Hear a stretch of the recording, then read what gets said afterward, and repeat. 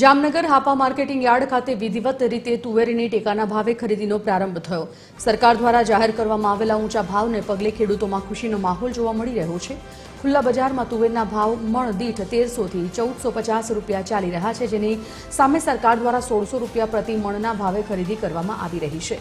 પ્રથમ દિવસે 11 ખેડૂતોને બોલાવાયા છે, પૈકી 4 જેટલા જ ખેડૂતો તુવેર સાથે યાર્ડ ખાતે પહોંચ્યા હતા। ખેડૂતોને ટેકાના ભાવ મળે અને બજાર કરતા પણ સારા ભાવ મળે। બજારમાં અત્યારે 1300 થી 1550 નો ભાવ છે। આમ તો 1300 થી 1400 જ મળે છે, પણ ટેકાના ભાવે 1600 રૂપિયા ભાવ મળે છે અને સાથોસાથ 125 મણ એ 2 હેક્ટરની મર્યાદામાં ખરીદવાનો પણ નિર્ણય કર્યો છે। તુવેર લઈને હાપા માર્કેટ યાર્ડમાં આવેલા છે।